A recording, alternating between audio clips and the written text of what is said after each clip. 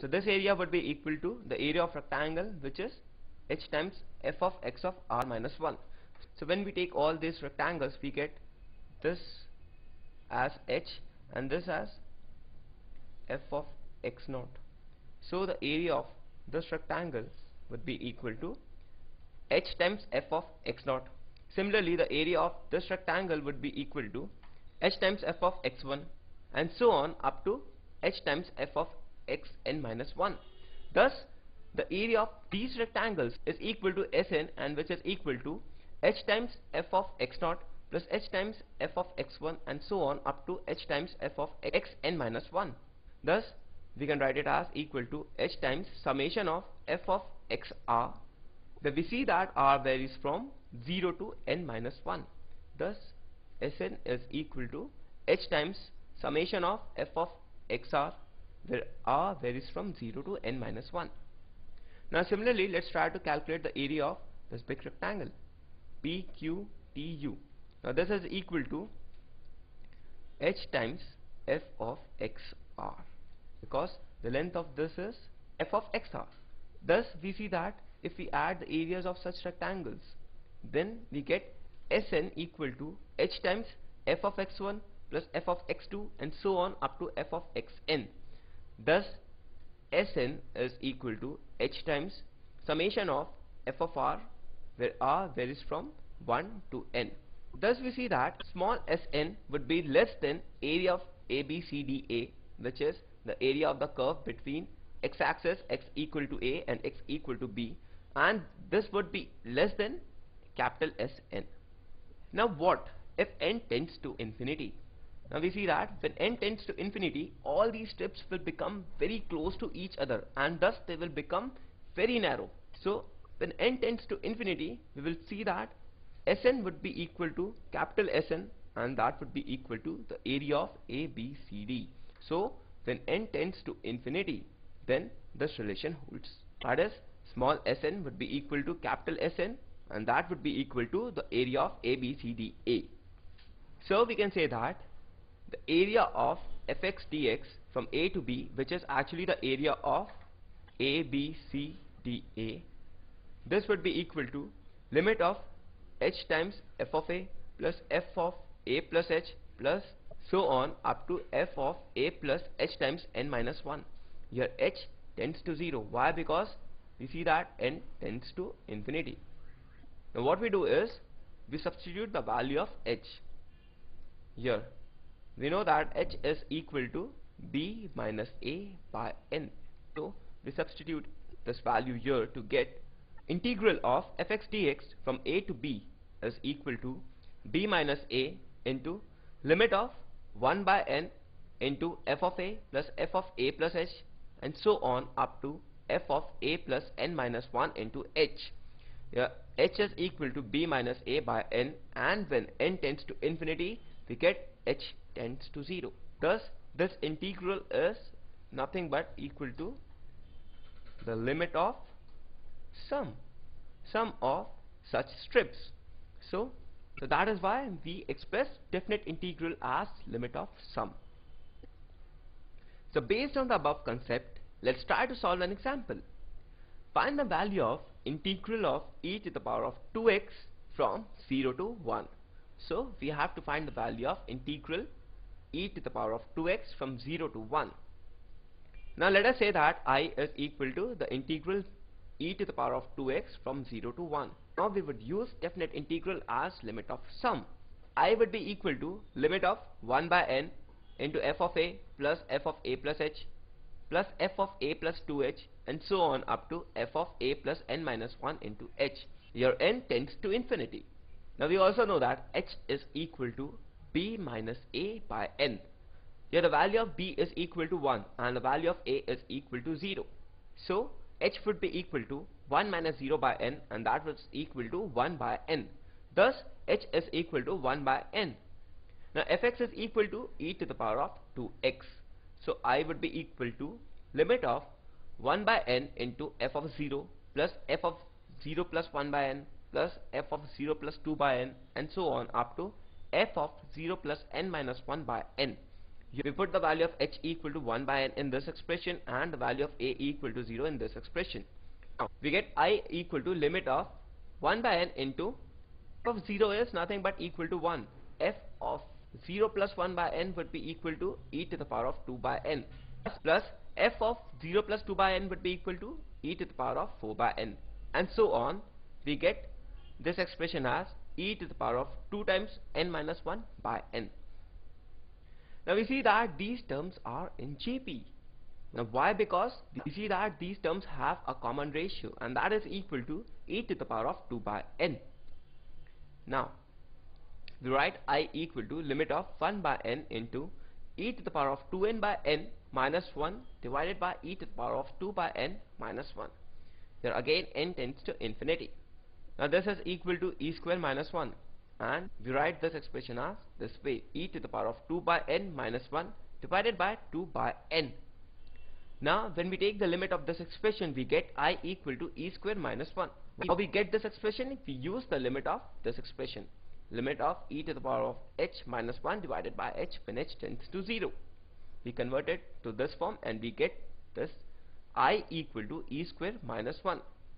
The value of I, which is integral of e to the power of 2x from 0 to 1, is equal to e square minus 1.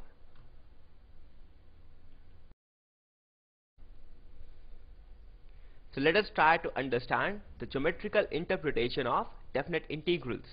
Now we know that the integral of fx dx from a to b represents the algebraic sum of the areas of the region between the curve, the x-axis, x equal to a and x equal to b. Where x equal to a is the lower limit and x equal to b is the upper limit.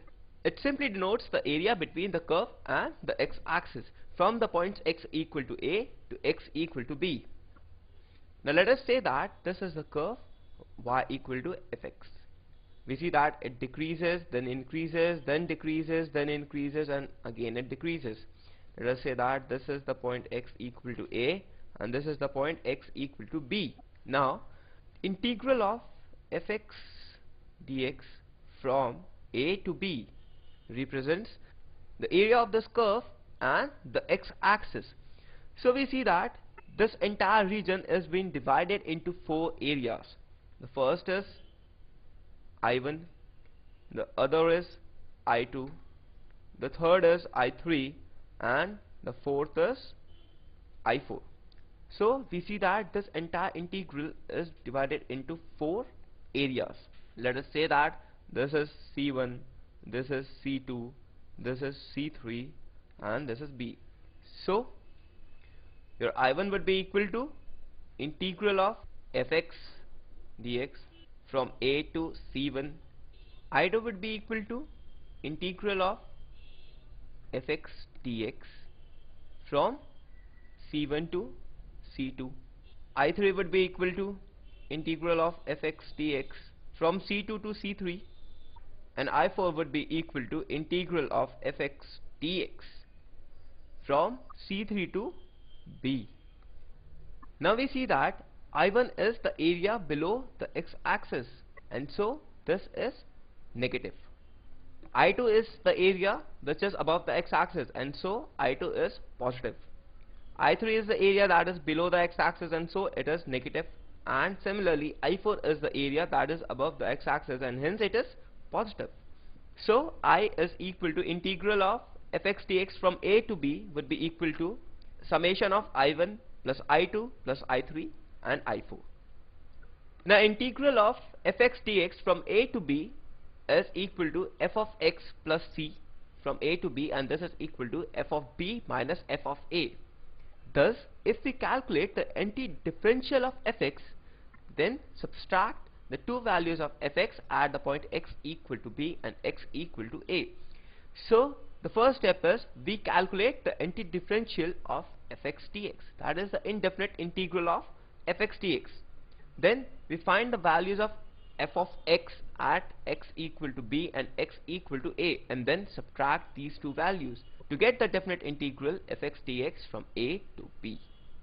Here important thing to note is the value of definite integral of a function over an interval depends on the value of fx and the interval.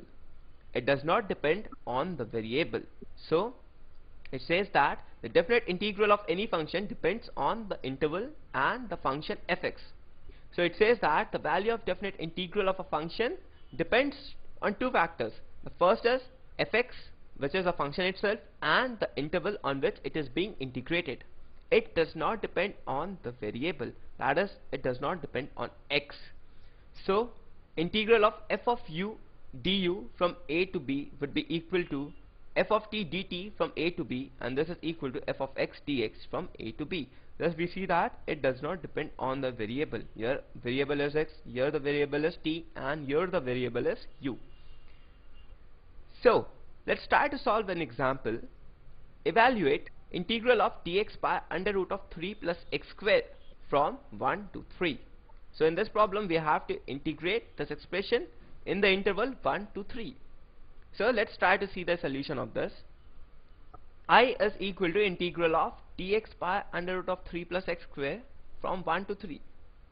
Now what we do is, in the first step we try to calculate the indefinite integral, which is integral of dx by under root of 3 plus x square. Let us say that x is equal to under root of 3 into tan of alpha.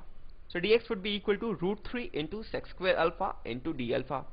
So we substitute the value of dx here and the value of x in this expression to get integral of root 3 into sec square alpha into d alpha divided by under root of 3 into sec alpha. The root 3 and root 3 gets cancelled, and 1 sec alpha would get cancelled from the numerator.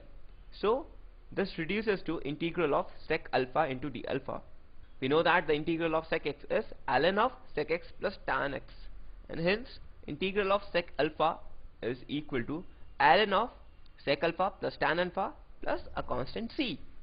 Now we again put back the value of x in this expression to get ln of x plus under root of 3 plus x square plus c, which is the constant of integration. Now we have to integrate between the limits 1 and 3. So I would be equal to ln of x plus under root of 3 plus x square from the limit 1 to 3. So what we do is, we write x equal to 3 in this expression, and we calculate x equal to 1, and then subtract both these values. So when we put x equal to 3, we get ln of 3 plus 2 times root 3, minus we put the value of x equal to 1 here again to get ln of 1 plus 2. So this is equal to ln of 1 plus